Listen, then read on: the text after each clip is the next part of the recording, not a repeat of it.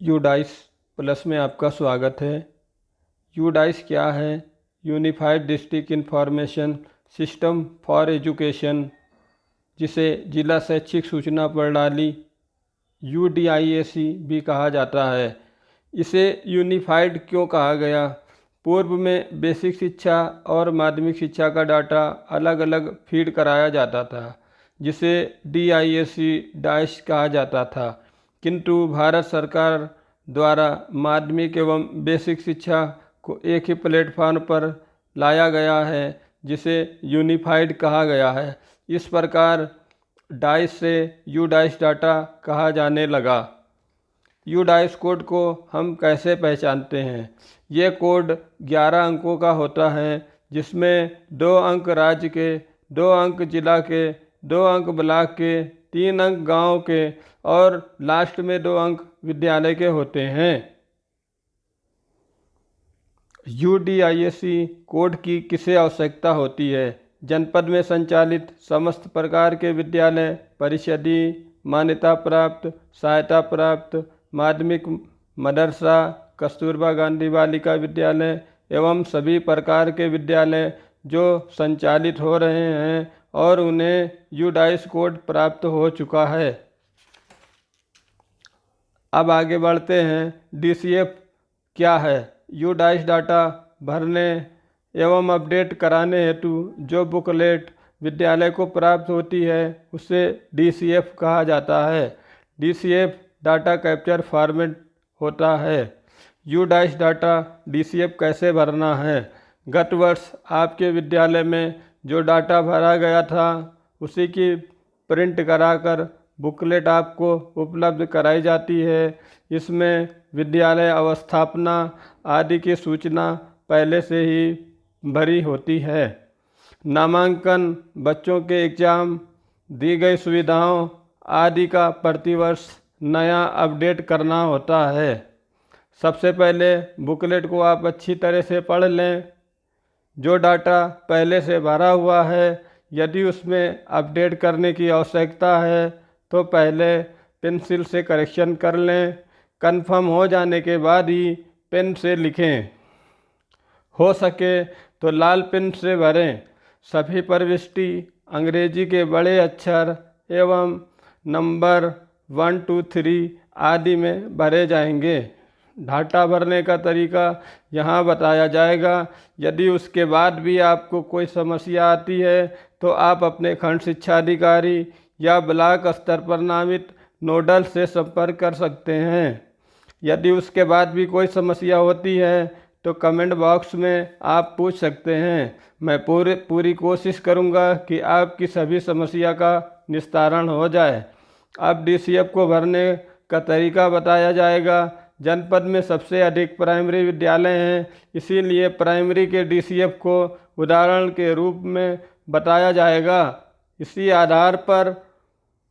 आधार पर अन्य विद्यालय का डाटा विद्यालयों द्वारा भरा जाना है।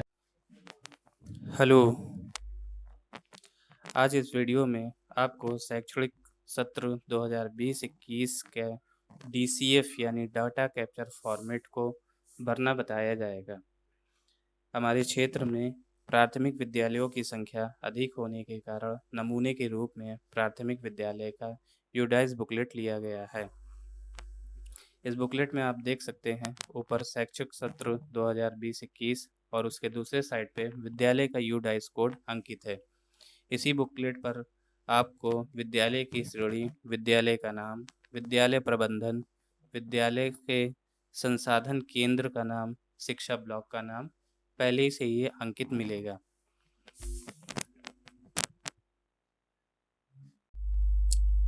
भाग 1 में स्कूल का विवरण भरना है।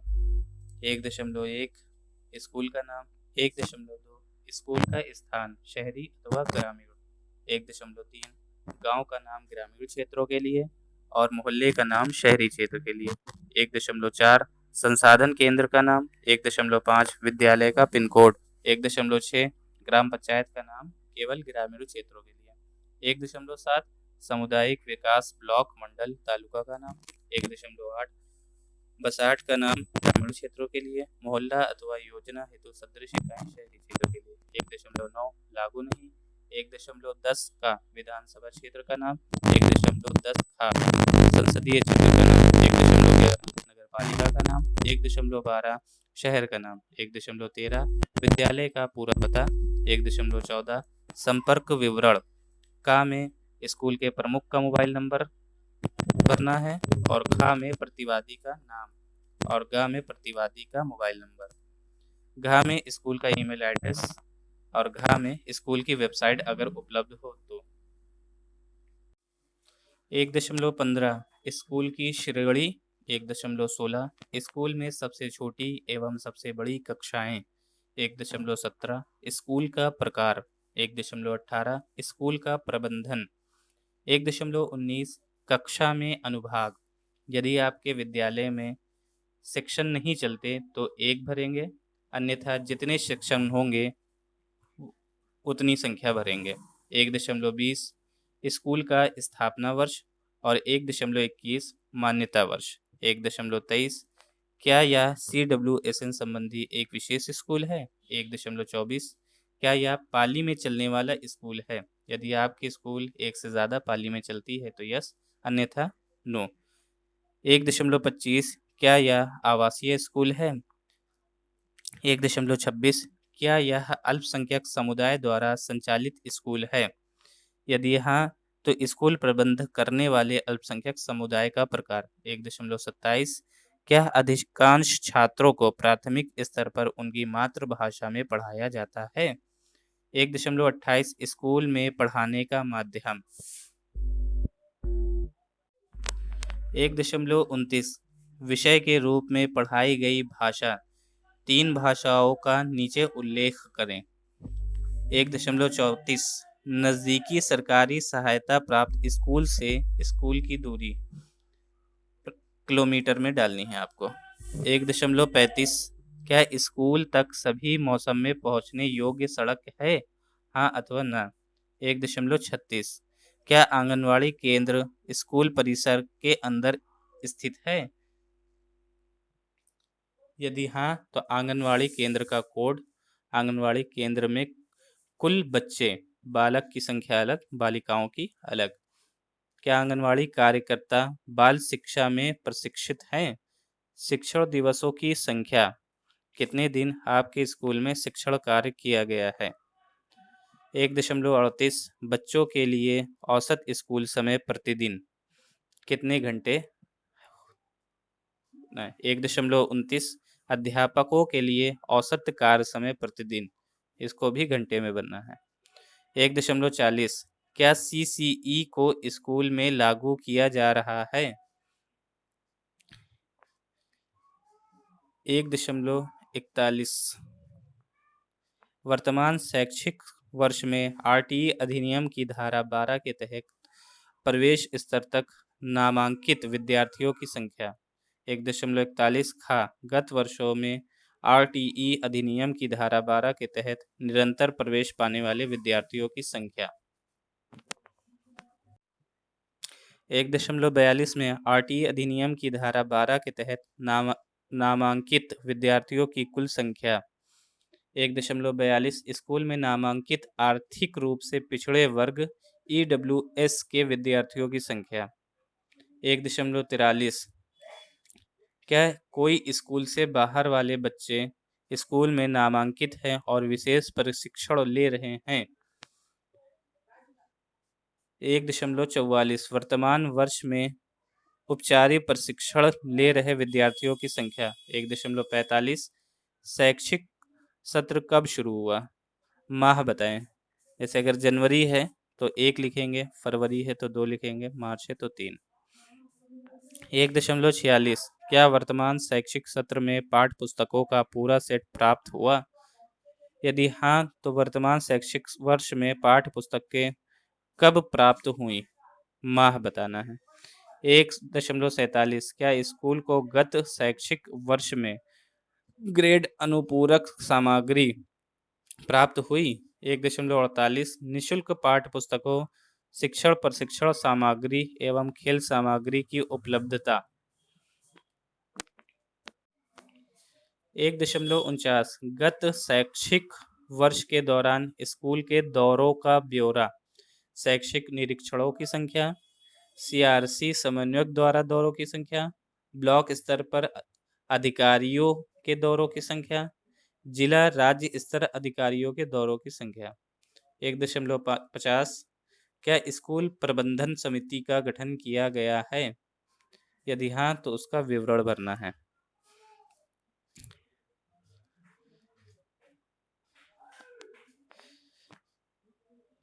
क्या एसएमसी ने स्कूल विकास योजना तैयार की है?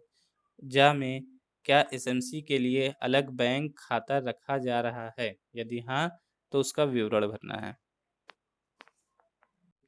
भाग 2 में भौतिक सुविधाएं एवं उपकरण का विवरण भरना है। 2.1.1 में स्कूल भवन की स्थिति। 2.1.2 में स्कूल भवन का प्रकार। 2.1.3 चार दीवारी का प्रकार। 2.1.4 स्कूलों में उपलब्ध पठन कक्षों क्लासरूम के ब्यौरा विवरण। 2.1.5 क्या स्कूली सुविधाओं को बढ़ाने के लिए भूमि उपलब्ध है? 2.1.6 क्या प्रधान अध्यापक प्रधानाचार्य के लिए अलग कक्ष उपलब्ध है? 2.1.7 क्या स्कूल में शौचालय है? यदि हाँ तो उसका विवरण बताएं। 2.1.8 क्या स्कूल परिसर में पेयजल की सुविधा उपलब्ध है? यदि हाँ तो पेयजल के मुख्य स्रोत का विवरण दीजिए। 2.1.9 क्या स्कूल में वर्षा जल संरक्षण के लिए कोई प्रावधान है? 2.1.10 क्या भोजन से पहले और बाद में साबुन से हाथ धोने की सुविधा उपलब्ध है? यदि हाँ तो हाथ धोने के स्थानों की संख्या बताइए। 2.1.11 क्या स्कूल में बिजली कनेक्शन उपलब्ध है? क्या स्कूल में सौर पैनल उपलब्ध है? 2.1.12 क्या स्कूल में पुस्तकालय, बुक बैंक, पढ़ने के स्थान की सुविधा है? यदि हाँ तो विवरण दीजिए। 2.1.13 क्या खेल के मैदान की सुविधा उपलब्ध है? यदि नहीं तो क्या स्कूल ने आसपास खेल के मैदान, नगरपालिका पार्क आदि में बच्चों के लिए मैदानी खेल खेलने के लिए और अन्य शारीरिक कार्यकलापों के लिए पर्याप्त व्यवस्था की गई है? 2.1.14 क्या गत शैक्षिक वर्ष में विद्यार्थियों की चिकित्सा जांच की गई थी? यदि हाँ तो विवरण दीजिए।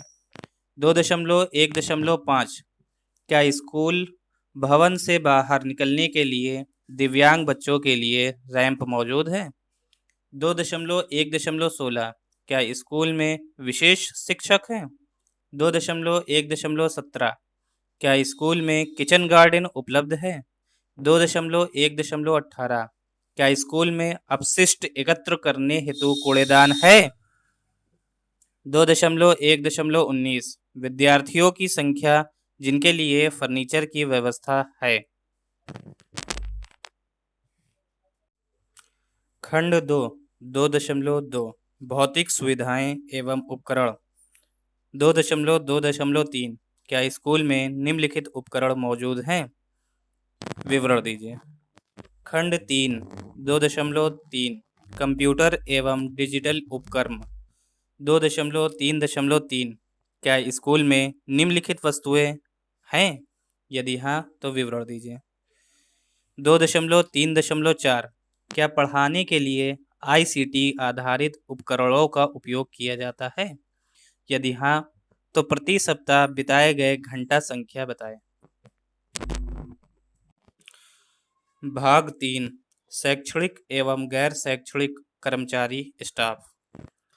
3.2 मौजूद शिक्षकों की संख्या। शिक्षकों की संख्या नियमित, शिक्षकों की संख्या संविदा यानी कॉन्ट्रैक्ट और कुल शिक्षकों में से कितने शिक्षकों के पास आधार संख्या है? शिक्षकों एवं अनुदेशक पूर्ण विवरण भरें।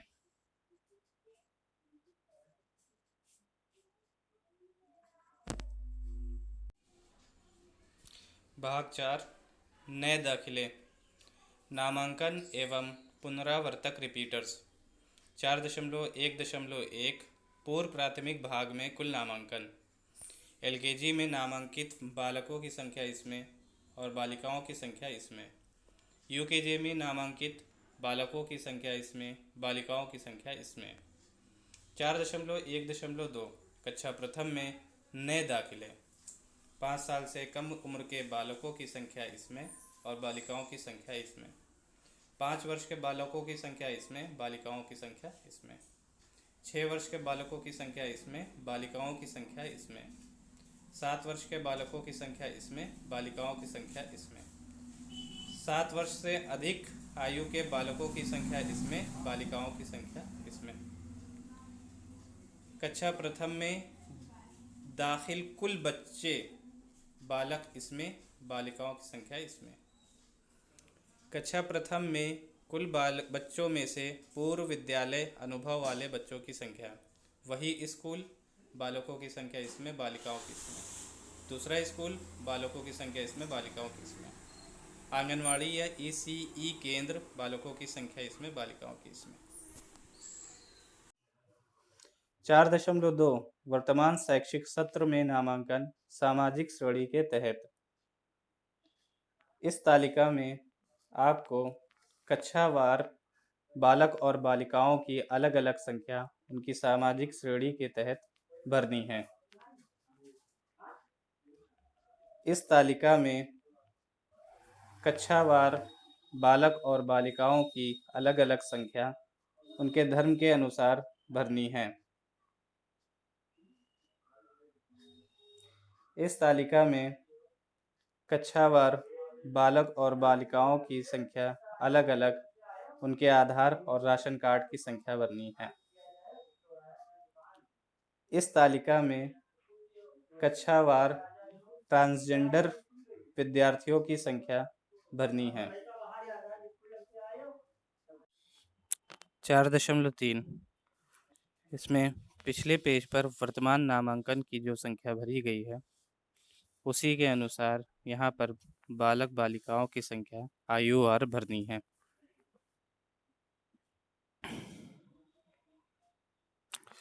कक्षा 1 में कुल बालकों में से 5 वर्ष से कम आयु के बालकों की संख्या इसमें, 5 वर्ष के बालकों की संख्या यहाँ, 6 वर्ष के बालकों की संख्या यहाँ, 7 वर्ष के बालकों की संख्या यहाँ, 8 वर्ष के बालकों की संख्या यहाँ, 9 वर्ष के बालकों की संख्या यहाँ, 10 वर्ष के बालकों की संख्या यहाँ, 11 वर्ष के बालकों की संख्या यहाँ और 12 वर्ष के बालकों की संख्या यहाँ। इसी तरीके से कक्षा 1 में कुल बालिकाओं में से 5 वर्ष से कम बालिकाओं की संख्या यहाँ, 5 वर्ष के बालिकाओं की संख्या यहाँ, 6 वर्ष के बालिकाओं की संख्या यहाँ, 7 वर्ष के बालिकाओं की संख्या यहाँ, 8 वर्ष के बालिकाओं की संख्या यहाँ, 9 वर्ष के बालिकाओं की संख्या यहाँ, 10 वर्ष के बालिकाओं की संख्या यहाँ, 11 वर्ष के बालिकाओं की संख्या यहाँ, 12 वर्ष के बालिकाओं की संख्या। इसी तरीके से हर कक्षा में करना है। कक्षा 2 में कुल बालकों में से 5 वर्ष के बालकों की संख्या यहाँ, 6 वर्ष के बालकों की संख्या यहाँ, 7 वर्ष के बालकों की संख्या यहाँ, 8 वर्ष के बालकों की संख्या यहाँ, 9 वर्ष के बालकों की संख्या यहाँ, 10 वर्ष के बालकों की संख्या यहाँ, 11 वर्ष के बालकों की संख्या यहाँ, 12 वर्ष के बालकों की संख्या यहाँ, 13 वर्ष के बालकों की संख्या यहाँ। कक्षा 2 में कुल बालिकाओं में से 5 वर्ष की बालिकाओं की संख्या यहाँ, 6 वर्ष के बालिकाओं की संख्या यहाँ, 7 वर्ष के बालिकाओं की संख्या यहाँ, 8 वर्ष के बालिकाओं की संख्या यहाँ, 9 वर्ष के बालिकाओं की संख्या यहाँ, 10 वर्ष के बालिकाओं की संख्या यहाँ, 11 वर्ष के बालिकाओं की संख्या यहाँ, 12 वर्ष के बालिकाओं की संख्या यहाँ, 13 वर्ष के बालिकाओं की संख्या यहाँ। कक्षा 3 में कुल बालकों में से 6 वर्ष के बालकों की संख्या यहाँ, 7 वर्ष के बालकों की संख्या यहाँ, 8 वर्ष के बालकों की संख्या यहाँ, 9 वर्ष के बालकों की संख्या यहाँ, 10 वर्ष के बालकों की संख्या यहाँ, 11 वर्ष के बालकों की संख्या यहाँ, 12 वर्ष के बालकों की संख्या यहाँ, 13 वर्ष के बालकों की संख्या यहाँ और 14 वर्ष के बालकों की संख्या यहाँ। कक्षा 3 की कुल बालिकाओं में से 6 वर्ष के बालिकाओं की संख्या यहाँ, 7 वर्ष के बालिकाओं की संख्या यहाँ, 8 वर्ष के बालिकाओं की संख्या यहाँ, 9 वर्ष के बालिकाओं की संख्या यहाँ, 10 वर्ष के बालिकाओं की संख्या यहाँ, 11 वर्ष के बालिकाओं की संख्या यहाँ, 12 वर्ष के बालिकाओं की संख्या यहाँ, 13 वर्ष के बालिकाओं की संख्या यहाँ, 14 वर्ष के बालिकाओं की संख्या यहाँ। कक्षा 4 में कुल बालकों में से 7 वर्ष के आयु के बालकों की संख्या यहाँ, 8 वर्ष के बालकों की संख्या यहाँ, 9 वर्ष के बालकों की संख्या यहाँ, 10 वर्ष के बालकों की संख्या यहाँ, 11 वर्ष के बालकों की संख्या यहाँ, 12 वर्ष के बालकों की संख्या यहाँ, 13 वर्ष के बालकों की संख्या यहाँ, 14 वर्ष के बालकों की संख्या यहाँ और 15 वर्ष के बालकों की संख्या यहाँ।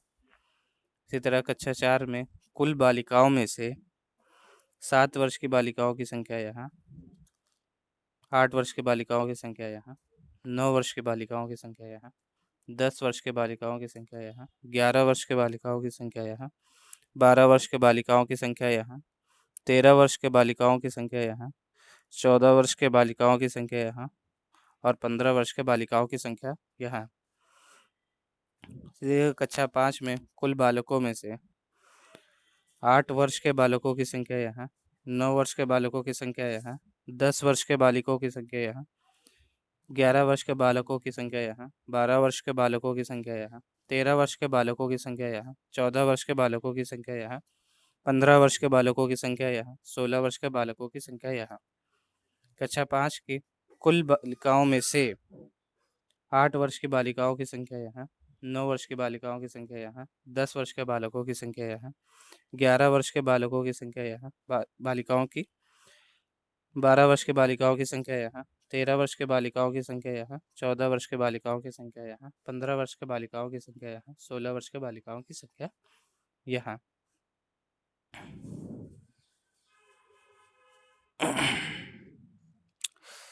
सबसे लास्ट रो में आपको कुल बच्चों की संख्या लिखनी है।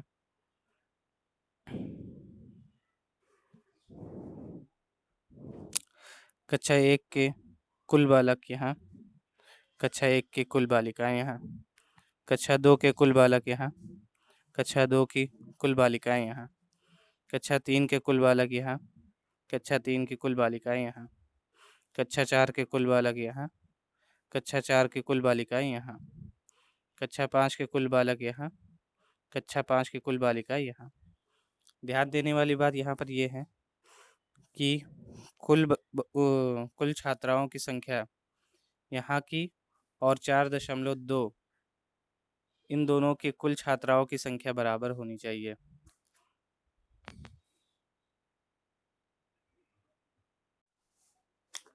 चार 4.4 वर्तमान शैक्षिक सत्र में कक्षानुसार नामांकन, कक्षावार बालक और बालिकाओं की अलग अलग संख्या भरें। 4.5 कक्षावार बालक और बालिकाओं की अलग अलग संख्या उनकी सामाजिक श्रेणी के तहत भरें। विशेष जरूरत वाले बच्चों CWSN के लिए कक्षा के तहत नामांकन, कक्षावार बालक और बालिकाओं की अलग अलग संख्या भरें।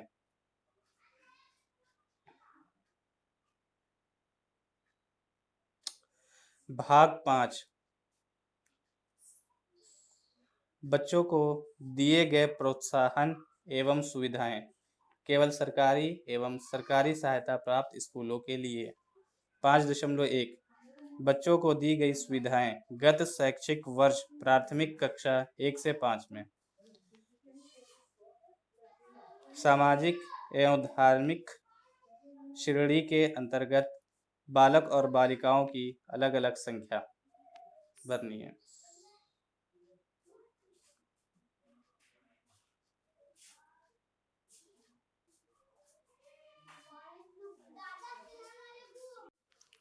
भाग 5 बच्चों को दिए गए प्रोत्साहन एवं सुविधाएं केवल सरकारी एवं सरकारी सहायता प्राप्त स्कूलों के लिए। 5.1 बच्चों को दी गई सुविधाएं गत शैक्षिक वर्ष प्राथमिक कक्षा 1 से 5।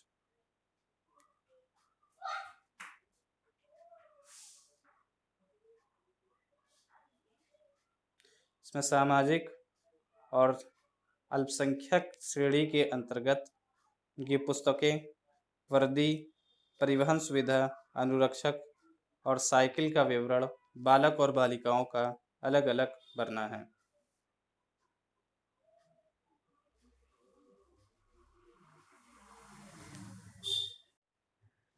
गत वर्ष में पूर्व प्राथमिक और प्राथमिक के बालक और बालिकाओं का अलग अलग CWSN को दी गई सुविधाओं का विवरण।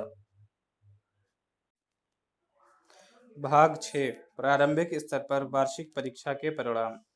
6.1 कक्षा 5वीं के लिए गत वर्ष में वार्षिक परीक्षा परिणाम। परीक्षा में सम्मिलित विद्यार्थियों की संख्या। समान जाति के बालकों की संख्या इसमें, समान जाति के बालिकाओं की संख्या इसमें, अनुसूचित जाति के बालकों की संख्या इसमें, अनुसूचित जाति के बालिकाओं की संख्या इसमें, अनुसूचित जनजाति के बालकों की संख्या इसमें, अनुसूचित जनजाति के बालिकाओं की संख्या इसमें, अन्य पिछड़े वर्ग के बालकों की संख्या इसमें, अन्य पिछड़े वर्ग की बालिकाओं की संख्या इसमें, कुल बालकों की संख्या इसमें और कुल बालिकाओं की संख्या इसमें। परीक्षा में उत्तीर्ण विद्यार्थियों की संख्या। समान जाति के बालकों की संख्या इसमें, समान जाति की बालिकाओं की संख्या इसमें, अनुसूचित जाति के बालकों की संख्या इसमें, अनुसूचित जाति के बालिकाओं की संख्या इसमें, अनुसूचित जनजाति के बालकों की संख्या इसमें, अनुसूचित जनजाति के बालिकाओं की संख्या इसमें, अन्य पिछड़े वर्ग के बालकों की संख्या इसमें, अन्य पिछड़े वर्ग के बालिकाओं की संख्या इसमें, कुल बालकों की संख्या इसमें, कुल बालिकाओं की संख्या इसमें। 60% से अधिक अंक पाने वाले उत्तीर्ण विद्यार्थियों की संख्या। समान जाति के बालकों की इसमें, समान जाति के बालिकाओं की इसमें, अनुसूचित जाति के बालकों की इसमें, अनुसूचित जाति के बालिकाओं की इसमें, अनुसूचित जनजाति के बालकों की संख्या इसमें, अनुसूचित जनजाति के बालिकाओं की संख्या इसमें, अन्य पिछड़े वर्ग के बालकों की संख्या इसमें, अन्य पिछड़े वर्ग की बालिकाओं की संख्या इसमें, कुल बालकों की संख्या इसमें, कुल बालिकाओं की संख्या इसमें। भाग 8 प्राप्ति और व्यय।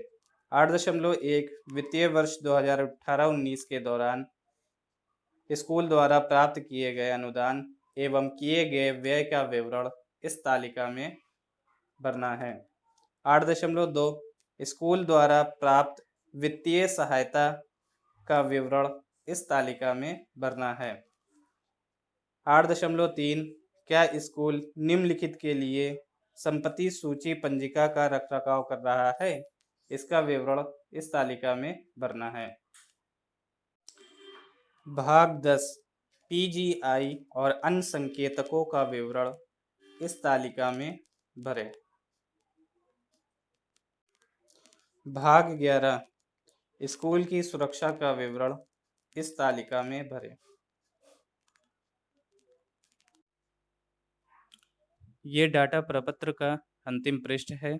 इसमें विद्यालय के प्रधानाध्यापक द्वारा बुकलेट में सही डाटा भरे जाने का प्रमाण पत्र दिया जाएगा।